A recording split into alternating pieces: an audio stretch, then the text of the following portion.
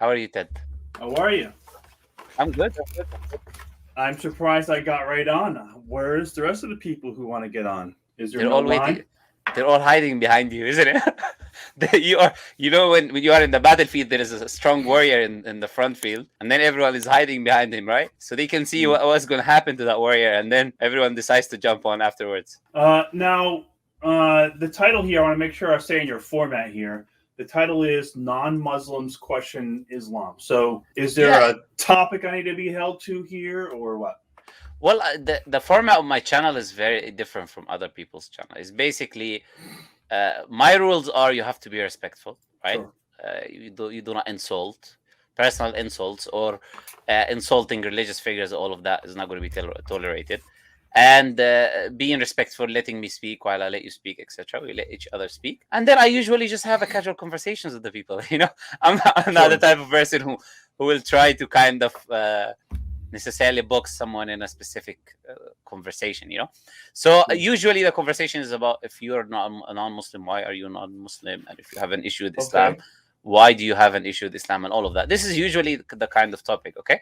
Sorry, always hope. You can jump on, you'll find the link in the comment section. Just click on the link and then you can jump on and talk if you are Christian. Always hope. Okay. Okay. So let me ask you a question. Let me start by asking you a question, right? Okay. Why did you decide to come on the live stream? That's the question that I will ask you first. I've seen some of your videos and I feel like they were not accurately, the people who took the side that they took were not accurately portrayed in a logistics point of view. And I felt that I felt that your ability to debate them was full of assumptions and bad. So I thought I'd come on. Okay, so are you speaking on behalf of atheists, basically, atheists / well, I can't speak on behalf of everyone else, but I suppose I can speak on behalf of atheism itself, as far as the word's concerned. Sure. Why do you feel like a normal atheist, have the right to speak on behalf of everyone in atheism? Well, you're the one who asked me the question. Do you speak on behalf? And I said I can't speak for everyone else, but I can speak as far as my position is concerned. Oh no, I thought you said you can speak on behalf of atheists. I can. Well, or atheism. Do you know what the word atheism means? Yeah, we can go into the etymology and say the word comes from a, and then no, I don't care about what I don't care about. I don't care about that. I just mean the word atheist. But that's where the word comes from, isn't it? The word atheist is the prefix a means without, and theist means belief in God. So, but you just did what I said. That's what I was just saying. I can speak on the position. Yes, I can't speak for other people, but I can speak on the position. Yes. Yeah, but that's what I was saying. Going to the what you've just done is you went to the etymology. That's based on the Greek, a and without. A meaning without, and theos God. So atheist is someone who's without God, right? So you went to the etymology. That's what I was saying. If that's what you wanted to do, yeah. No, but it would be without God there, without theos there. It's without belief in God, because theist means belief in God. So means without or no. So without belief in God is what that is. Yeah, so without a God, right? No, without belief in God. Without belief in God. So what's the difference between without belief in God and without God? Theist means belief in God. Atheist means without or no belief in God. So you're not without God, you're without belief in God.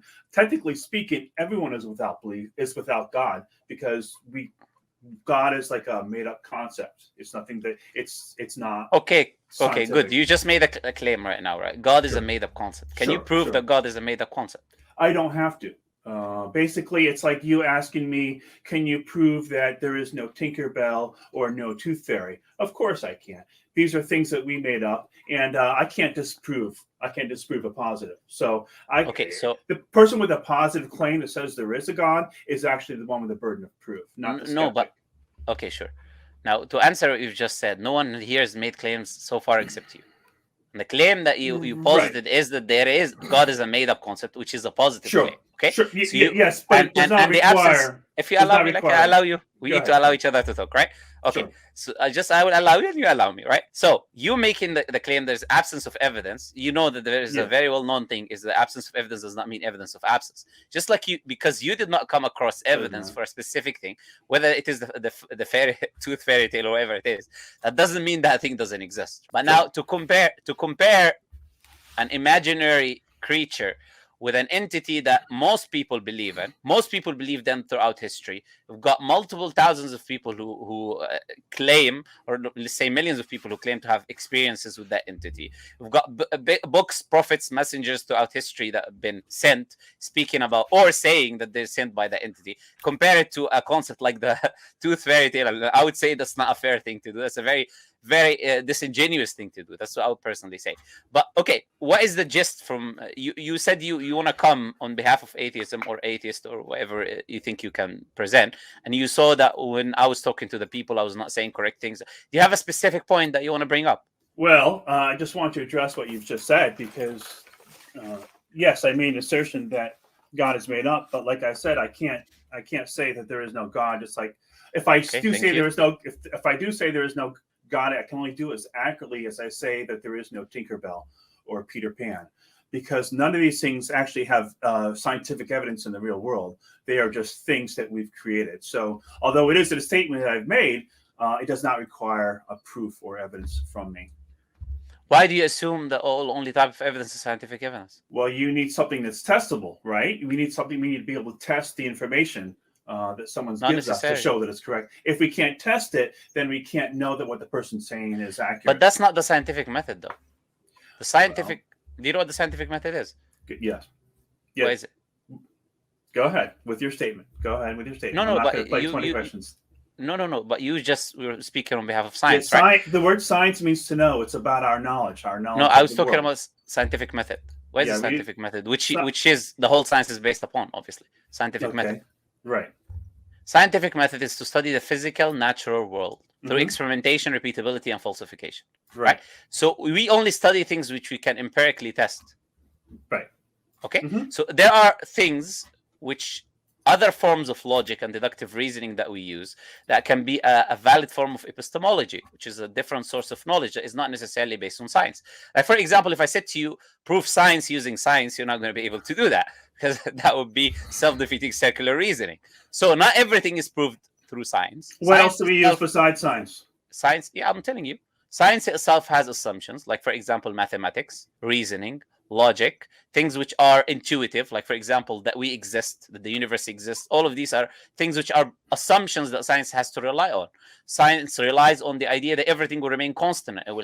Tomorrow will be like yesterday, and yesterday will be like tomorrow and next week, right? All of these are assumptions that science cannot prove, that are not based on the scientific method, that are not testable, but without them, science cannot function. The deductive reasoning, mathematics, for example, as a form of deductive reasoning, science cannot work without these things.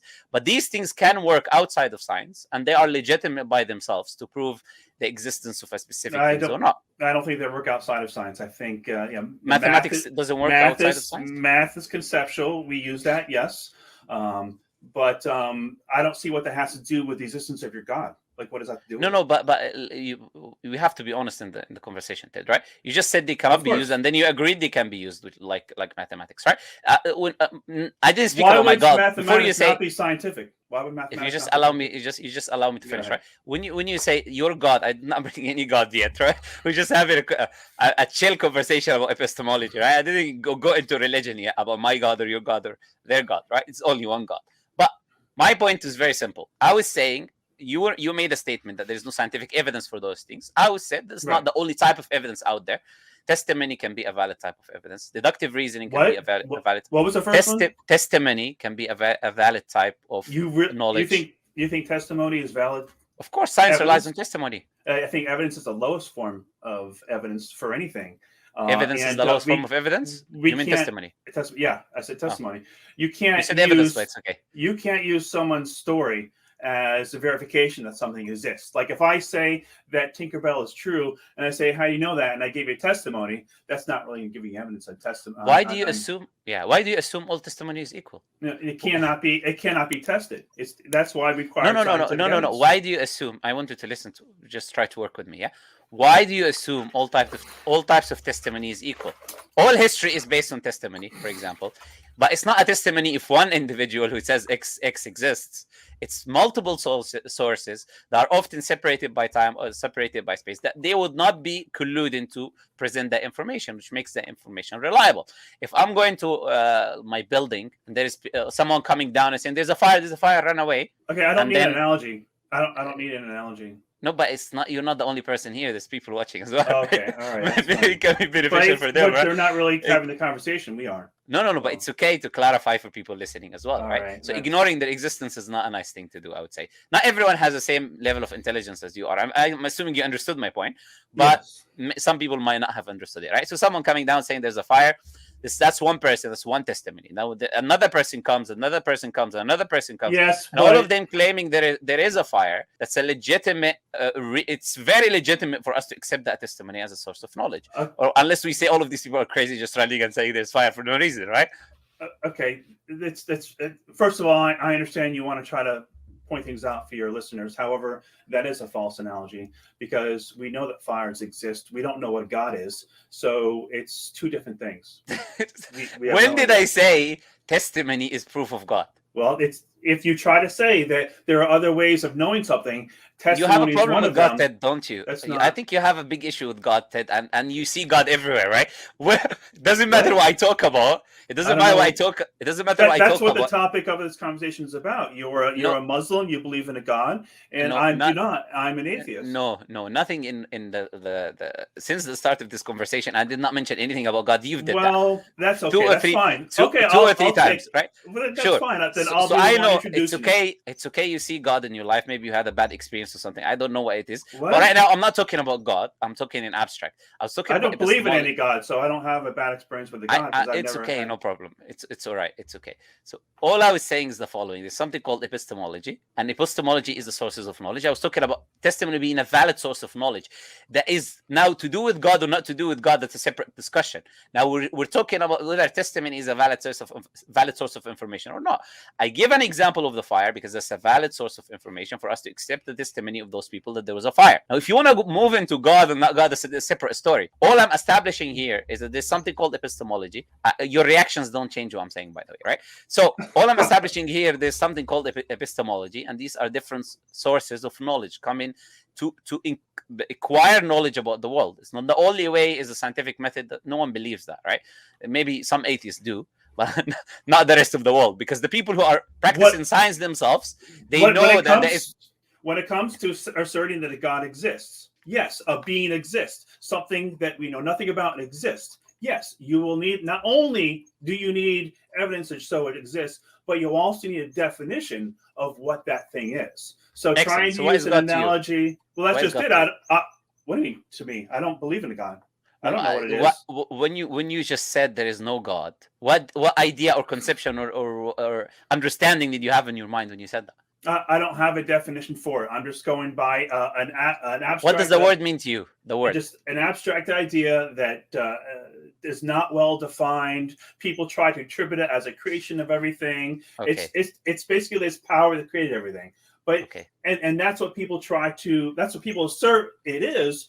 But they don't really give much of a definition. So technically, Muslims don't give you a definition of God? We do not have a valid definition of a God, nor do we have any good evidence to show that one exists. So that's the problem that we have in any religion, whether it be yours or Christianity or thousands of other religions that are out there that have deities in them.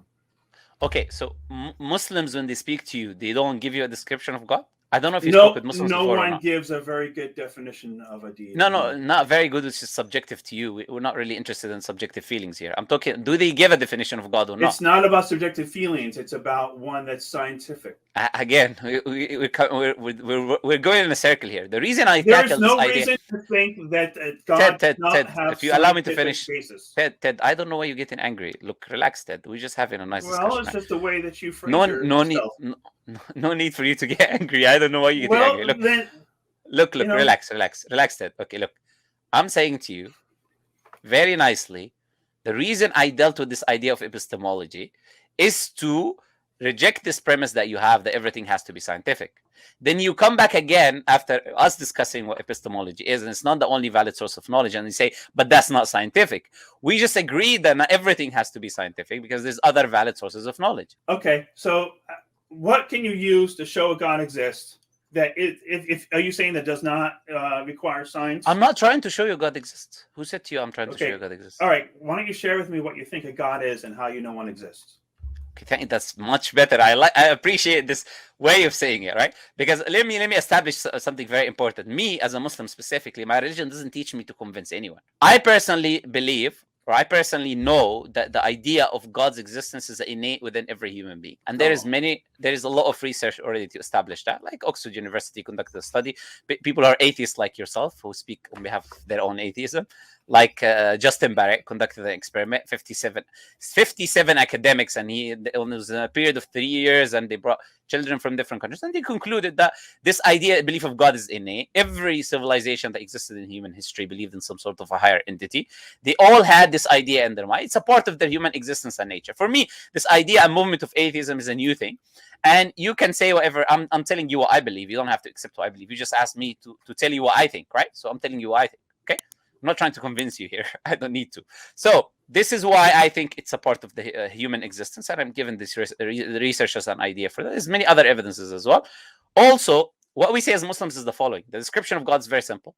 Uniquely one, independent, meaning everything else has to rely and depend on that thing, and eternal. Does not beget nor is born, meaning it does not resemble the creation of the reproductive organs and having something before it and something after it, because that would not make any rational sense. And it is completely unique in its existence. So it does not resemble anything. Anything that we see or think about does not resemble the Creator. The Creator is beyond that, right? This is our description of God, description of what we call Allah. It's very simple. There's one Creator. Oh, you think it's simple? Really? Independent. Yeah, there's one Creator that is independent, self-sufficient. It's not like His creation. Okay, so these are words that was made up about your God, but it doesn't really tell us what it is, right? Can you explain what you mean? Words made up about my God? What do you mean? Yeah. Basically, it tells us nothing of what this God is. I mean, do you know of anything that's eternal? So, do you know of anything that's like? What does it mean to be independent? How's that? Is English your first language? Okay. No, it's a question. It's a genuine question. Is English your first language? Look, just answer the question. But I'm asking you a question to explain to you. Do you know of anything that's eternal? Is English anything? Is English your? I will answer the question, but can you just deal with what I said? Is English your first language? Assume it is and continue, please. Okay. Do you understand English well? What do you think? I'm asking you. I don't want to make assumptions. Just continue the conversation. Yes. Why are you getting very aggressive? For what reason? Okay, look, the reason I'm asking you is because I just spoke to you in English, and then you said that doesn't give us any information, which is it's one of two things. It's either you heard nothing I said, or you don't understand English language. So I assume. Again, you're interrupting me when I'm speaking. Look, Ted, be honest with me. Look, Ted, be honest with me. Do I let you speak, or do I interrupt you when you speak? Be honest. Boy. Wow. You're not going to answer that, are you? You're very. You're just like I let you speak. Slightly patronizing. I don't know how that is being patronized. I don't know. Yes, okay, no problem. Yes, I am sorry you feel that way, but the point is this. It's pretty evident. Yeah. No problem. The point is this. I will let you speak. You let me speak. That was the rules from the beginning of the discussion, right? So me reminding you of the rules is not me being condescending. It's me reminding you what I said. I didn't say that was. No, but you were interrupting multiple times, and I said to you, let me speak. Okay? So when I was saying, do you understand English language? Because it was one of two options. Either you didn't listen to any word I said, or you do not understand the English language. When we say something is again. No, those are not the only options. Those are not the only options. Ted, no. Excuse me. I would recommend Ted. I would recommend that probably you go to someone who's specialized in medicine. Perhaps you have anger issues and things like that. So this is how you debate. I don't think the issue is to do with God's existence.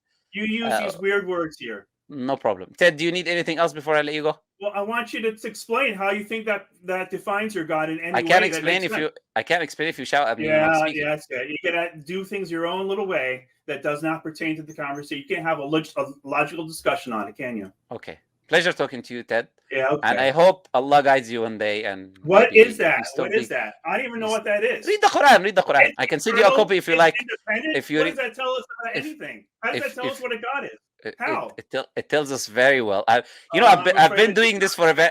I've been doing this for a while, and every person on earth I spoke to, and I give them a description of. Is a chipmunk independent? Nice talking to you, Ted. No problem. Nice talking to you. If you can hold the conversation, he's very angry for some reason. I don't know. Maybe something happened to him.